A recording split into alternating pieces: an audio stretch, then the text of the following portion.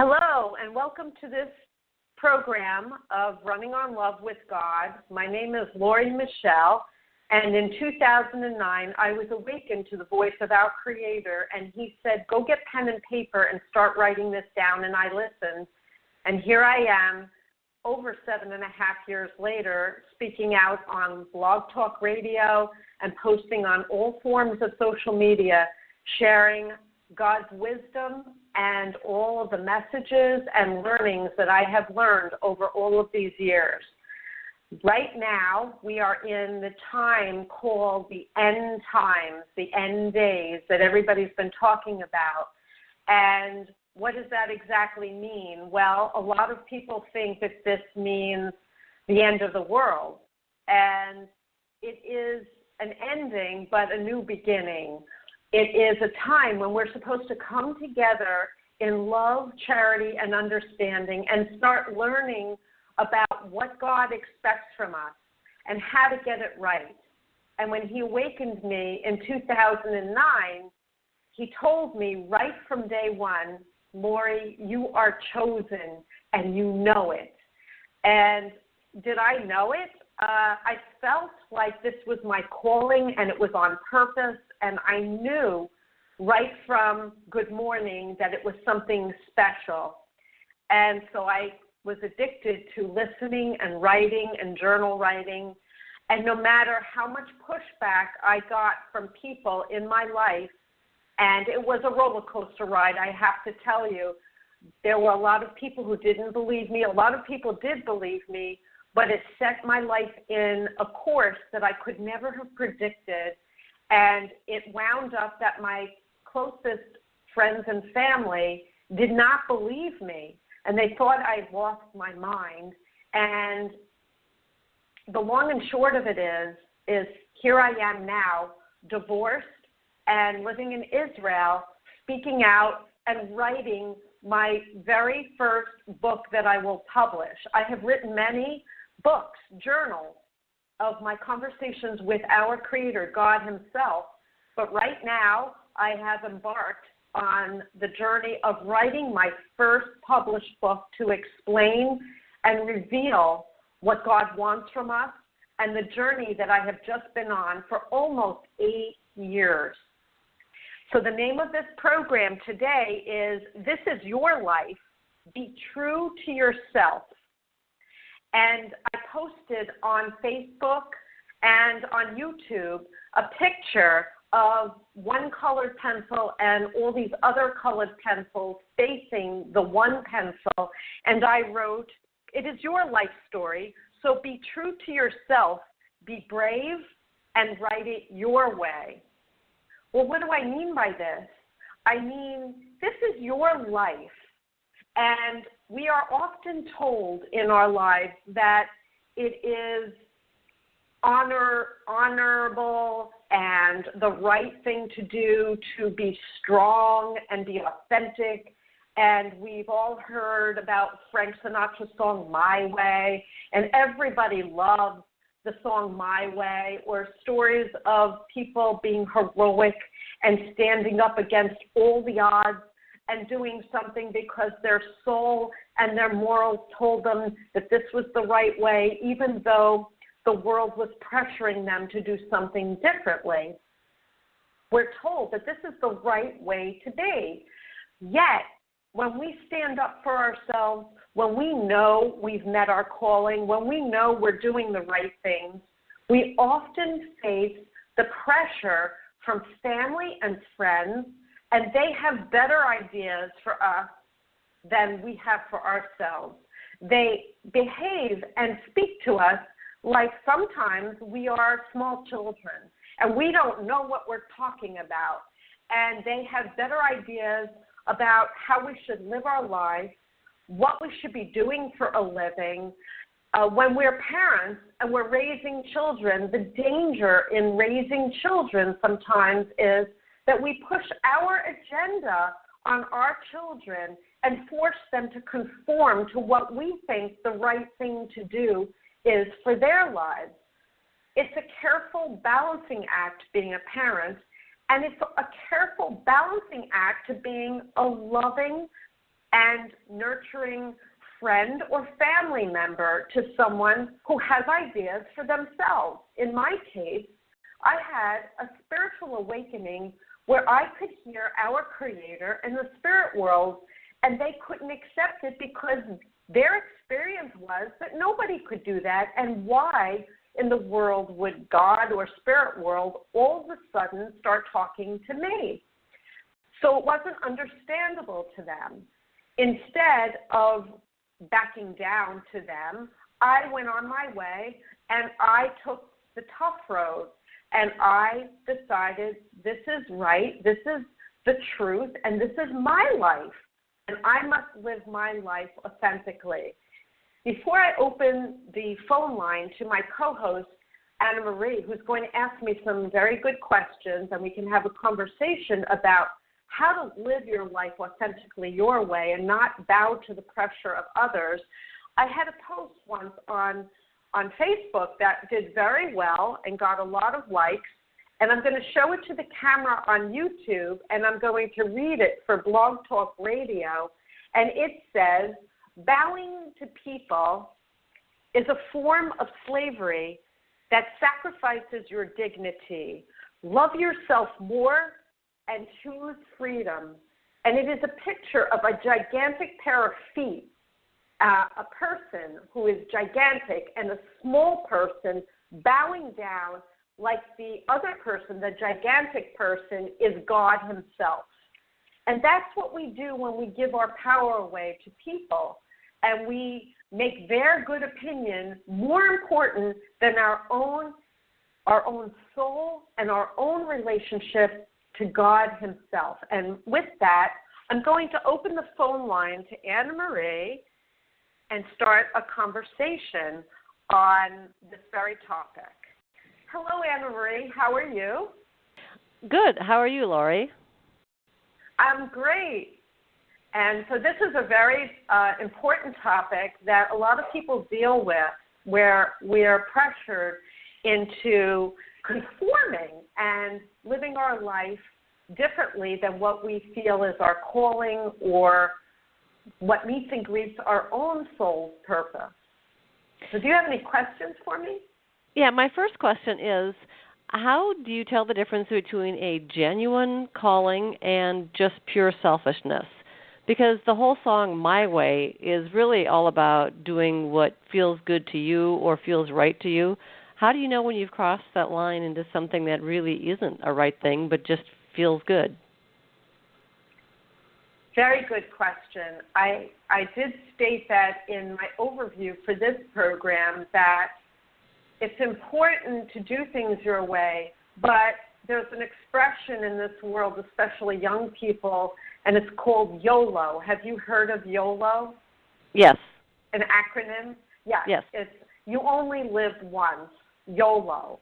And a lot of people want to float their boat and do things their way because it feels good. And heck, you only live once, so they'll do things like drugs and alcohol or relationships and whatever feels good. Float your boat. And that's not what I'm talking about in this program at all. What I'm talking about in this program has to do with our own integrity and knowing that this is our life. It is a careful balancing act. And so how do you know? Well, you have to discern and you have to evaluate what it is that you're choosing that people may be for or against. In other words, every decision that we make is not up for negotiation with other people. Decisions like, what should I major in college? What kind of job should I take?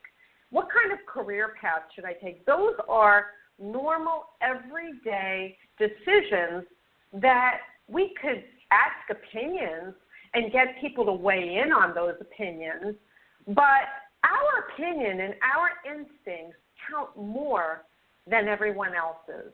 There's other situations, and I can't bring them up all at one time. If you can give me a real example in your own life, perhaps, we can review that.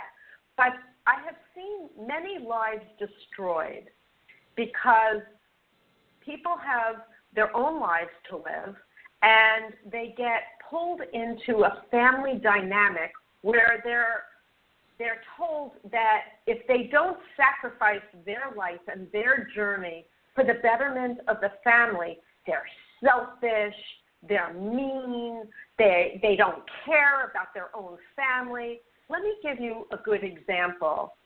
Tragedy strikes families all the time. And young people are part of families, right, Anne-Marie? Right. Right. So let's say, I'm just going to give a hypothetical, and I've seen this happen many times. A young adult in their early 20s is part of a family, and the mother becomes widowed. And it's tragic, but the mother is still a young woman and left widowed. Is it a young person, let's say it's a young woman, 23, 24 years old, that desires to get married and have her own life, is she obligated to stay home with the widowed mother and help her and earn a living and take care of her mother? This is a great question. This happens very often. What's it is your a great answer question. to that? And it also goes back to one of the commandments, which is honor your mother and father. So how far does the honoring go? Does it mean support them their entire lives? Right. So let's weigh it out. So you have a mother, let's say it's her only daughter, and she's now widowed. Well, is it the daughter's responsibility to sacrifice her journey in life to take care of her mother into her old age, never get married, and never have children? Well, the answer is emphatically no. And is she dishonorable and a terrible daughter for wanting a life of her own? The answer is no, again. On the other hand, if the young woman has means or an ability to help her mother in some way, of course she should help her mother, not turn her back on her mother. But her mother, whoever her mother is, has a responsibility to take care of herself. Because when we give birth to our children, we're bringing them into this world not to serve us as slaves and maidservants. We're bringing them into this world to increase our love and our enjoyment of life. We don't live through our children. We live for our children. And we should never put the burden on our children to expect them to sacrifice their lives for us. Now, is it possible that it could be that woman's life mission to take care of her mother? Let me think about it. I mean, anything is possible in life, but in this world, we all have, if you remember the picture that I showed last week on the video in the program we did last Sunday, I showed a picture on the law of attraction, a picture of a blurry man with a fingerprint. And we all have a unique fingerprint as human beings. We know this. But we also have a unique soul journey and soul path that we're here to accomplish. Is part of our soul path to take care of our parents? I can't say emphatically, no, that's never the case. But I can say that we have to evaluate each and every situation and each and every relationship. And in a relationship where a child is brought into this world, we all have our soul path. And we have to, it's not a clear-cut yes or no answer, Emily. I don't want to evade the question, but under normal circumstances, tragedy strikes all of us. And we're here to help each other as family and love each other and nurture each other and not turn a blind eye to each other. But is it right for one person, whether it be the daughter asking the mother to sacrifice her life for her, or the mother to ask the daughter to sacrifice her journey for her? We're here to live our soul purpose. And and grow as individual people and accomplish our soul path. So sometimes in life, we wind up being like emotional pariahs. And because we're weak, we take the life and the breath of life out of the others around us. Because we fear, we don't want to stand on our 2 feet, we don't want to do things for ourselves. So I can't answer in a black and white emphatically that's never the case. Each individual case requires its own conversation, and we need to discern what's really going on here. Okay, what tests or guidelines are there that could help you determine if something is your true path? Well, I always defer to my relationship to God, and I examine what it is that I'm working on, and is it filled with love and reverence to God and to the world and to others. God himself is outward. He's never self-centered or ego-driven. And we should emulate what God is like. We should always be outward. And so when I came up with this topic about writing your book your way, the world always has an opinion on our lives, but we, at the end of the day, are the ones who are responsible for our own lives. So at the end of the day, you have to evaluate, am I making a decision that is for the greater good? Is my decision self-serving and selfish and going to harm either myself or others? Those are good questions you should ask. Okay, so greater good is probably one of the key questions. Greater good, is it loving? Let's talk about a real world example rather than be so general.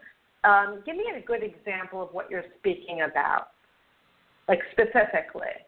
Well, I tend to think of career decisions along the way. If you have a job that right.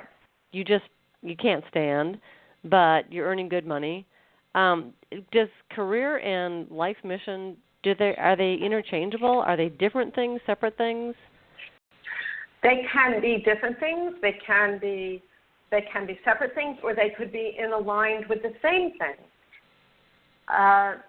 Let's take a specific situation. Let's take my own, since I know my own, and maybe you would want to bring up your own.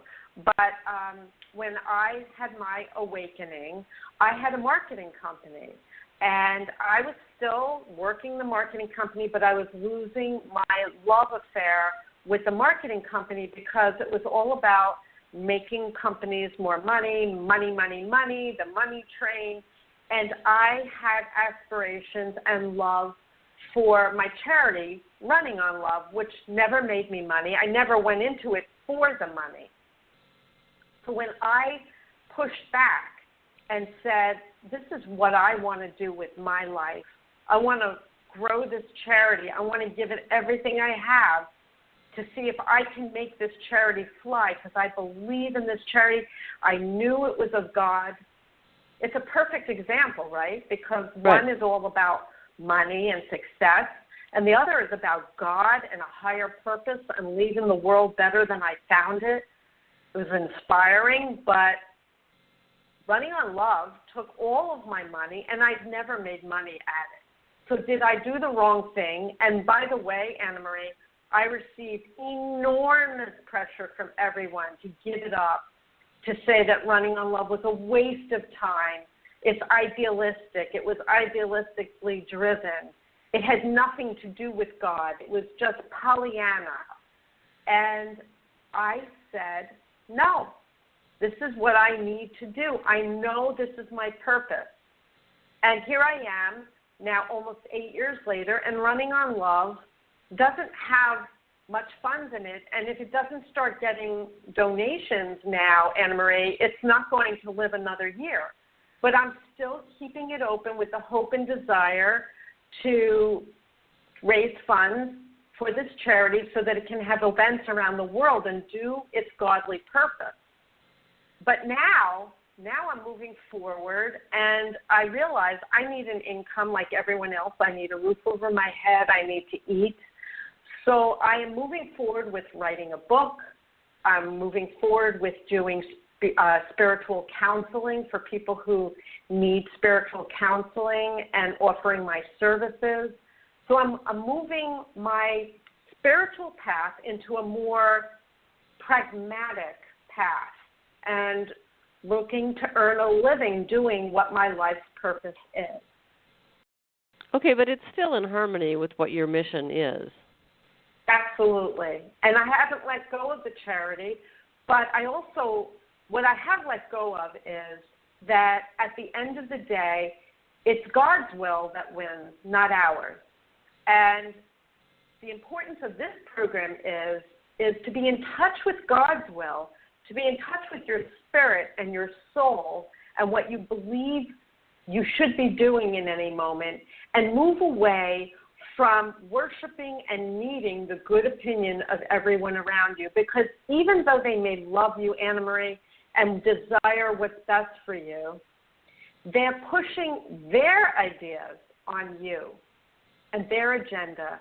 And at the end of your life, when you meet and greet your Creator, if God forbid you cross over, you are answerable for all of your decisions, not them.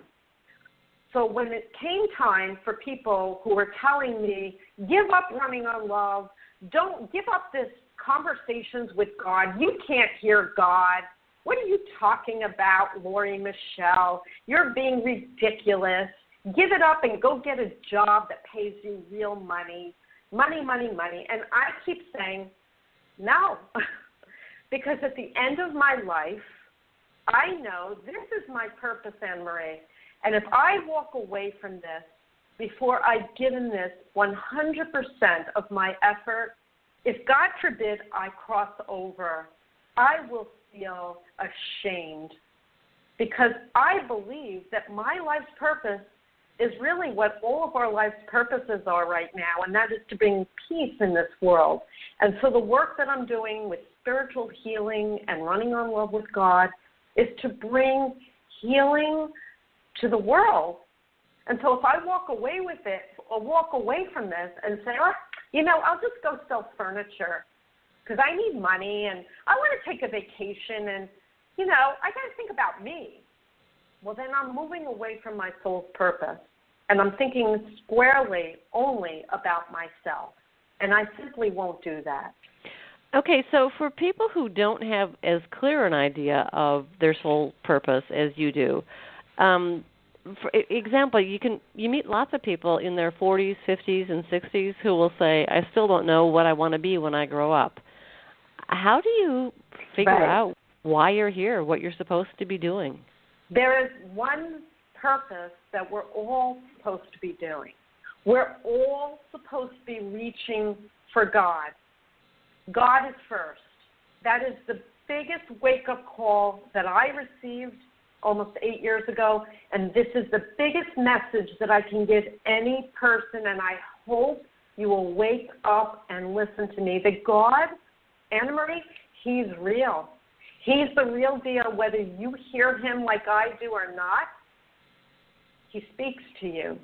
That's our biggest flaw when we cross over, when we negate the importance of reaching for God and being grateful to God every single day and having God on our radar, because that is what's causing a lot of the turmoil in our world. In fact, all of the turmoil in our world is that we're putting ourselves, our ego, our need to have money and things and materialism in our life before we reach for God. If we reach for God first, and we love God with all our might every day, and we show Him gratitude and love, and everything we do is steeped in godliness and love, He takes care of us.